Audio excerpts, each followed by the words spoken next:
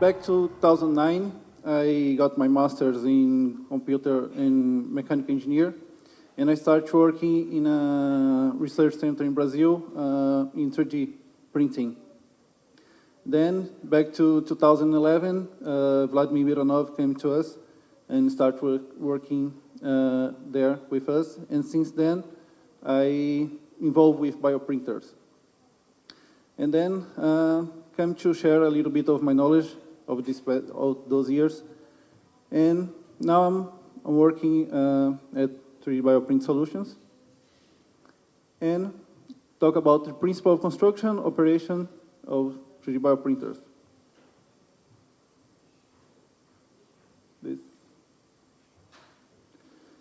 So, stepping back a little bit, let's talk about the 3D printing. What's the normal process of 3D printing? First, you have a 3D model in your computer. Either you model it or you scan, right? Some existing object that after scanning you also need to treat this file. Then you save it in a standard format that is STL file. That's just a representation of the boundary of this object. With this file, standard, you slice this file virtually. You cut it in thin slice that will then be printed. Those files are then sent to the 3D printer as a path coordinate. Is either by moving ahead or just flashing a light, like Klaus showed us. And then you send it to a 3D printer itself. And finally, you have your object. That is the stack of those slices. This is not new, of course. This became a boom after the patent of FDM expired. And then there is a river of 3D printers that is very cheap. Everyone can get this now. A lot of people are used to it. And why this is so attractive? Why not the older technology like CNC, where it's subtractive manufacturing? Because it's very complex. Every part you need to plan specifically to produce that part. In 3D printing, you can print anything like complexity-wise. It doesn't matter how complex is this object, then you can print in an easy way just using software that will do all the hard work for you. And this is very attractive for bioprinting because of this simplification of the complexity, by saying. So what is the bioprinting? It's the 3D printing, in a short term, with cells, with living tissue.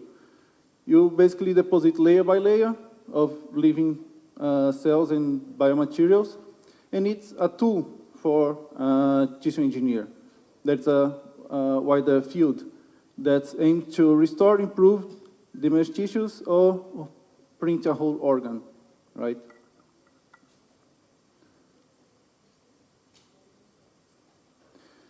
Biofabrication is a converted science. I'm a mechanical engineer, but this is not enough. You need biology that understands very well the tissue and cell behaviors. You need mechanical engineer like me to deal with how to deal with those materials, like how to put them in the right place. And you need material science to understand those materials that, one, you print with cells, but also you need all the materials to help those cells to live and propagate. So this is biofabrication. Of course, you need other kind of minds, but those are the main fields that deal with it. And I'm kind of here. I'm saying not just mechanical engineer, like day by day in the lab. I'm learning a little bit of biology, a little bit of material science, and this is, I believe, this is the key for biofabrication. Is not be only in your field. I will show a case where I learn a little bit to solve a problem. This shows many ways to make a construct, like to print or to assemble with cells and biomaterials. We saw here with Klaus lithography, photolithography.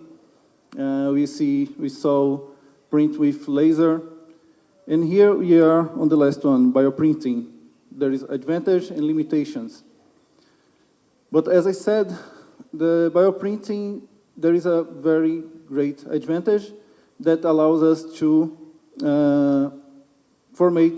to print something with a computer design. So you have a control over that shape, right? And with that, we can extrude a lot of ideas. We can explore many, many ideas. For bioprinting, this is the roadmap. Like the 3D printing, you get your file, you print, and then you have your object, you're done. But in bioprint, it is just one of those steps. First, you have bioimaging, that you go through a CT scan or just a scan, MRI. Or you have a CAD. I put a little gray arrow to point bioimaging for CAD, because normally you go to edit this file that you scan. And then you have the blueprint. Blueprint would be the equivalent to the STL file, right? So you send this file to the bioprinter, you combine two materials. It's the bioink, would be the cells, and the biopaper, that would be the material that you hold those cells in the right place. After you print it, it's not ready for use, so you need to let it grow and the cells, how could I say, like the cells behave how they should behave. For example, if you print with a vessel, but this is not enough, because those cells need to multiply and subdivide and be in the right environment, like let's say under pressure or something like that. Biologists can say better than me, but I'm learning a little bit. So you need materials and biomonitoring to make sure that everything's going okay. Then after that, your organ or your construct is ready to use. And here we are in the bioprinter. A lot of is being developed on this. A lot of things must be developed also in blueprint, as we're going to see in a minute. The main deposition techniques that we have here, first you have, all of us had a great class on laser-assisted bioprinter. That's very interesting. So it's very common in this. I was observing that in this, our talk, we will have many overlap images, like that one on the laser printer. On the other hand, we have ink bioprinter. It's basically the inkjet cartridge that all of us have at home. The same technology, not saying that your printer is a bioprinter, is you have either a vapor, like it will create a vapor and create a pressure, and you will shoot the material, or a piezoelectric actuator. It's just a small device that bends and also create a pressure and deposit. And in the middle here, we see the extrusion bioprinter, that you extrude the material through a needle, either by pressure, a pneumatic, a piston, or a screw, right? And this one you see the most bioprinter using, because of the advantage one is that you can deposit many types of material, not only cells, but also the hydrogels and small bits.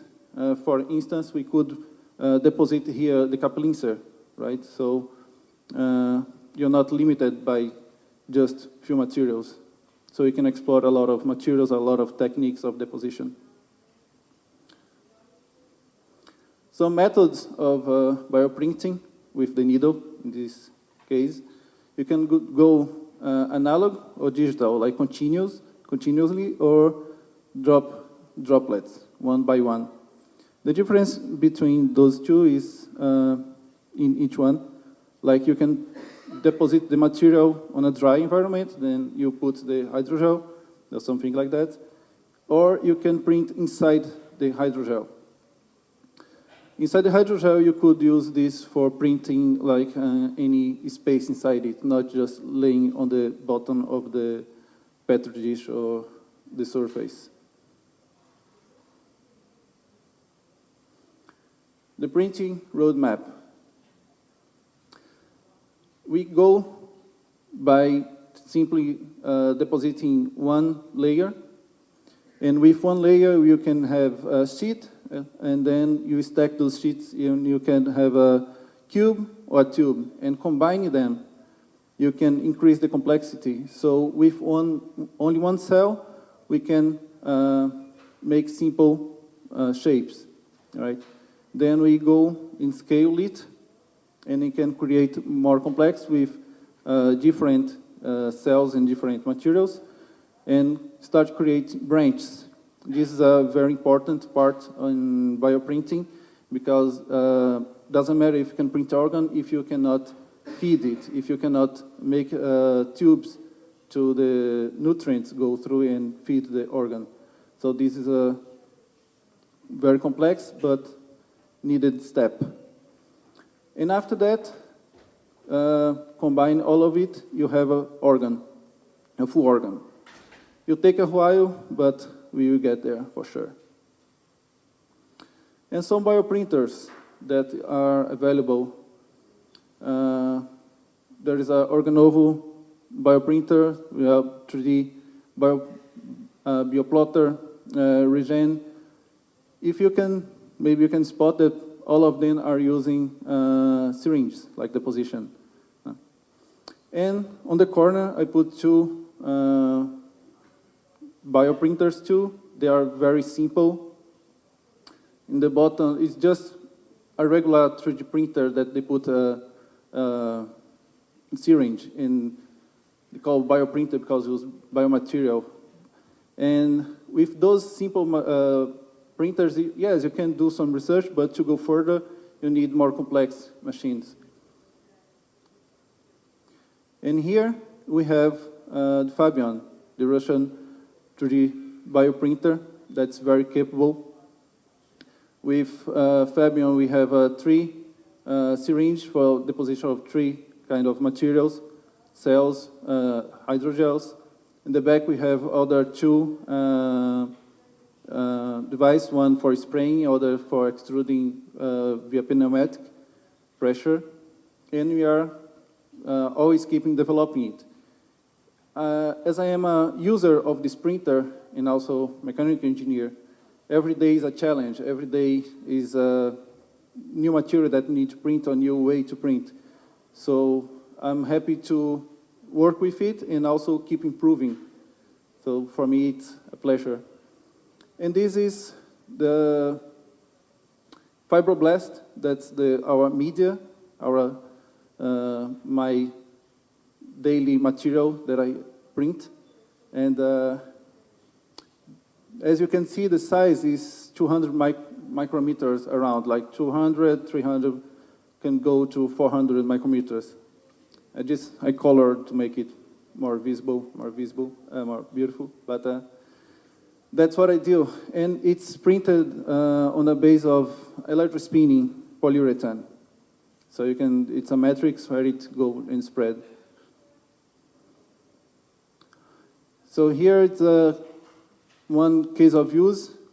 One of big challenges with bioprinting is that some days you get a new material, like that's how it usually happens, like, Fred, here's this material, is it printable? What needs to make it possible?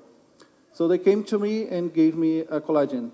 And the way that it was printed before, that was able to print, the pH wasn't right for the cells.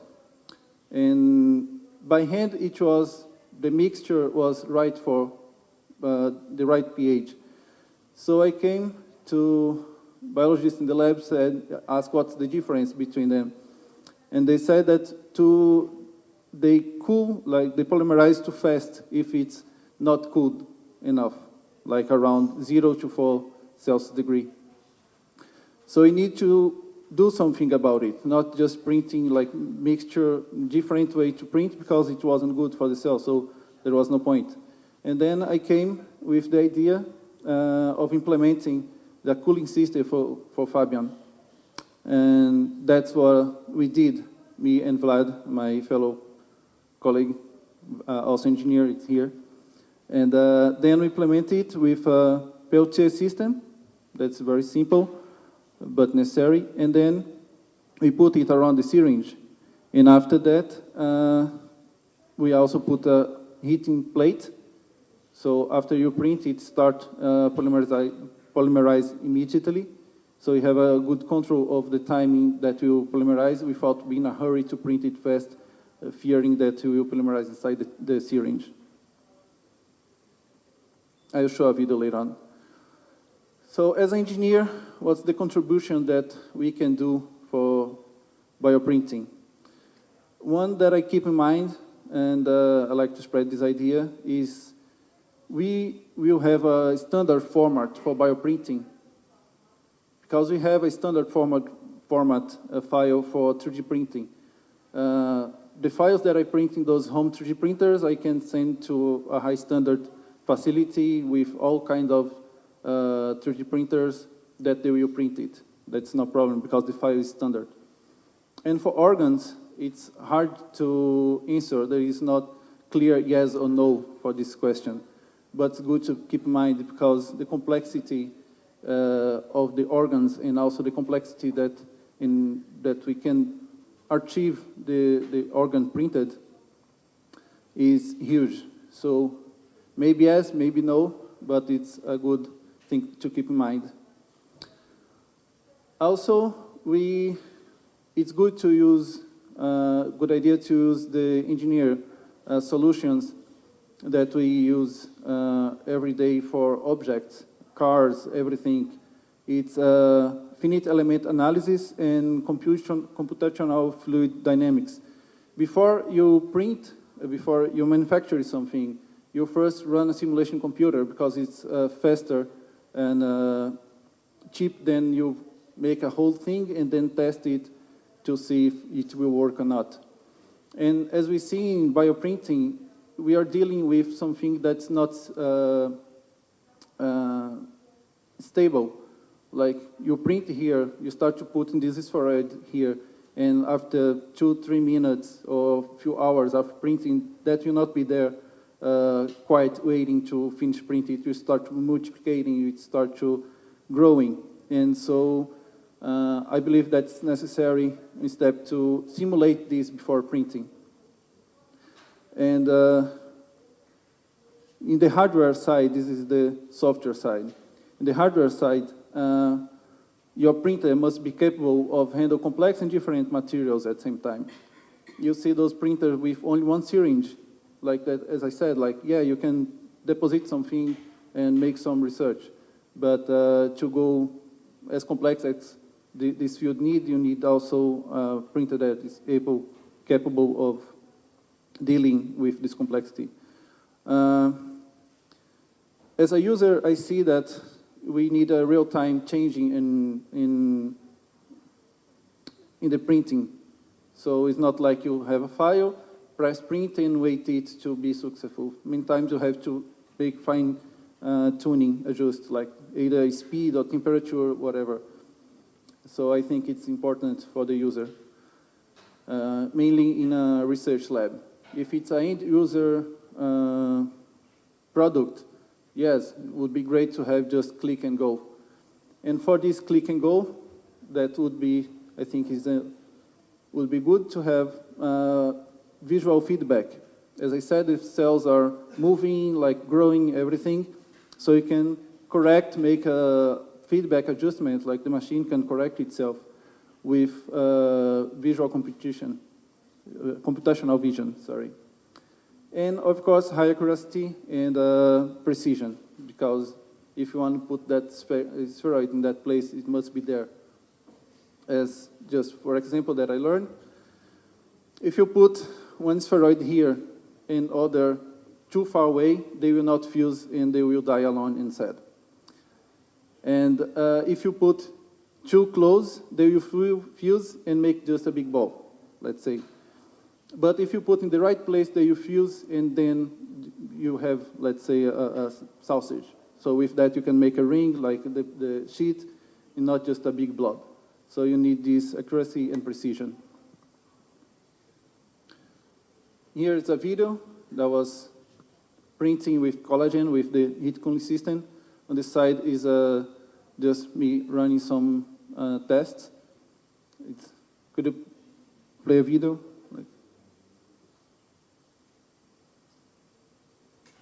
The video, could you?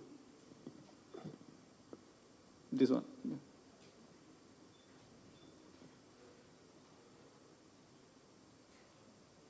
Maybe open the file itself.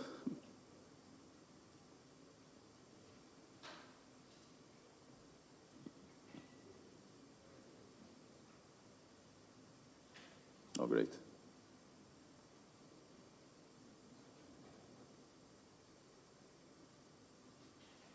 So here I show that the main goal was to make a well. So if you can see, it's a little hole in the center that was, looks simple, but was quite achievement for printing with collagen. And this was printing the thyroid gland that you saw in the news. That's the very video, the very moment that we printed the thyroid gland. Can you play, please?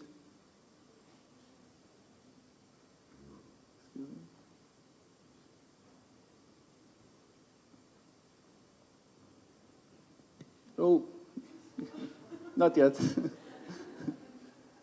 It's a video, yeah.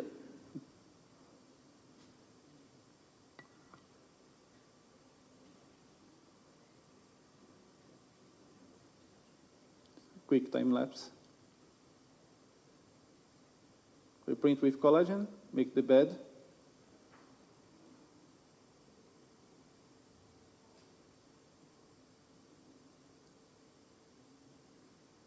We'll suck the spheroids, deposit on that bed of collagen.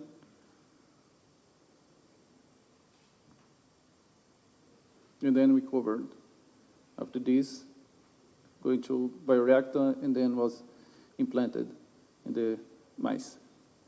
And that's it. Спасибо.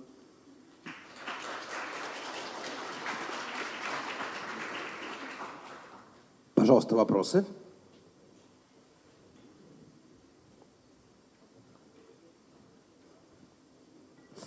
Спасибо, Фред, за хороший доклад. У меня только маленький вопросик. Скажите, когда вы показывали фибробласты, там кажется, все-таки были сфероиды, а не индивидуальные фибробласты, это трехмерные конструкции. Я могу перевести вопрос или ответить за Фреда. Это были сфероиды, но я могу перевести вопрос. Нет, потому что... The question is, when you make a photo of a fibroblast, it's not fibroblast itself, it's spheroid with fibroblast, yeah? Correct? Yes, correct. Размерная риска у вас там стоит. Да. Это были сфероиды. At the beginning of your speech, you mentioned that slicing is an essential part of algorithm and the philosophy of 3D printing, Yes. like a very basic one. But when you go into a gel or a hydrogel, so you can form the structure in a more complex way. You do not have to move layer by layer, but you can go directly into lines in 3D space. Yes. So does this printing in a gel somehow revolutionize the whole area, or it is just a part of the general layer by layer philosophy? I like your mindset, and you're right, we don't need to be stuck with layer by layer in bioprinting. Like, yes, it helps us to achieve complexity, but if it's case by case more logical to skip it and make another path to print, yes, we can do that. It's just, you have a XYZ moving, right? So you can move it the way that you want.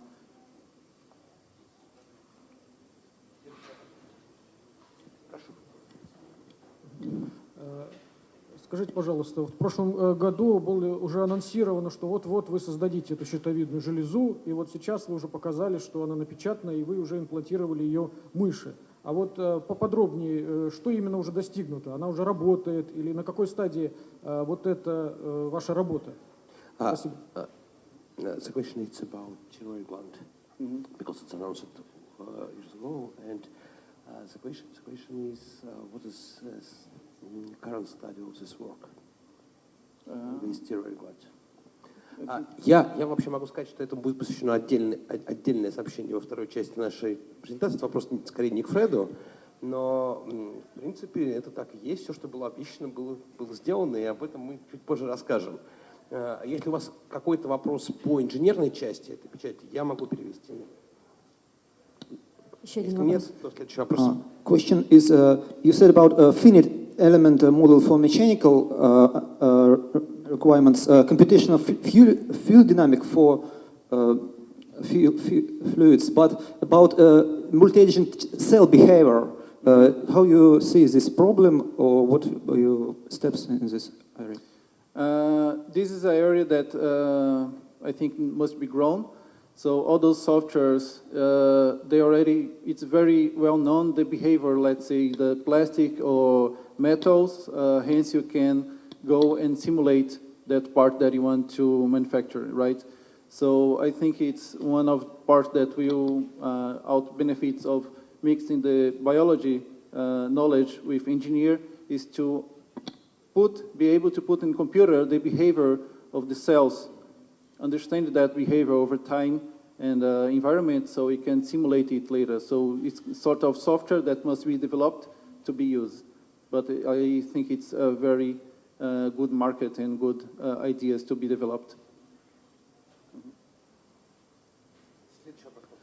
Спасибо за интересный доклад. У меня вопрос технического характера. Как вы боретесь с биоконтаминацией? About biocontamination. Yeah, your printer must be able to, like, whatever you're dealing with must be sterilizable. And just for instance, one day you are just running experiment without much care because it doesn't matter that time, and there was bacteria afterwards. So it was not learned curve because we knew it. So next step, we just made it very clean, very careful, and then it was fine, no problem. But it's always a thing that you keep in mind to be worried to not contaminate anything. Everything must be very clean, and your printer itself must not be able to contaminate what you're printing, not like falling parts or particles, anything. Must be very sealed. Последний вопрос, пожалуйста. Добрый день, Манавцев Игорь, Курский мед. Скажите, пожалуйста, технически какой диаметр сопла принтера может быть минимальным или уже у вами достигнут для того, чтобы биологический объект, проходя через него, остался живым и мог быть имплантирован? Ведь сфероид все-таки это довольно большой, и не совсем это клетка. Давайте я, может, сразу скажу, что это не клетка, это много клеток. The question is, what is the minimum size of the needle to print carefully the biological object? Because spheroid, it's a big object. What about small object?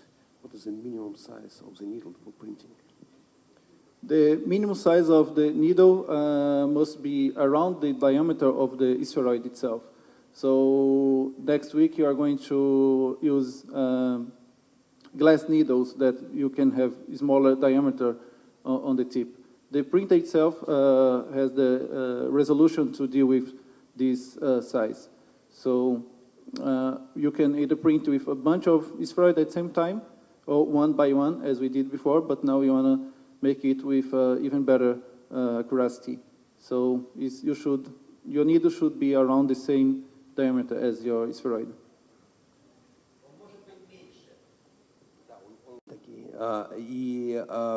Может быть, мне стоит объяснить, чтобы просто была понятна разница, потому что здесь возникли два вопроса уже по этому поводу. Здесь речь шла о печати именно сфероидами.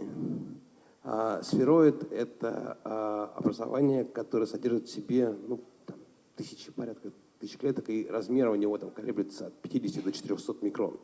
Если мы говорим про печать клетками, индивидуальная клетка просто в безвоздушном пространстве существовать не может, так что, скорее всего, она будет или в геле, или в какой-то другой субстанции. Поэтому говорить о игле диаметром в одну клетку, в данном случае для этого конкретного метода, это довольно бессмысленно. Если мы говорим про лазерные методы, там немножко другая история. Это было Борисом показано очень хорошо. Спасибо большое. Сейчас у нас начинается самая интересная часть нашей конференции. И я вслед за Василием призываю использовать ее наиболее плодотворно. У нас перерыв до 13 часов 15 минут. И я призываю вас использовать ее для общения, поскольку оно не менее важно, чем презентация наших докладчиков. Большое спасибо за внимание. И ждем вас вовремя.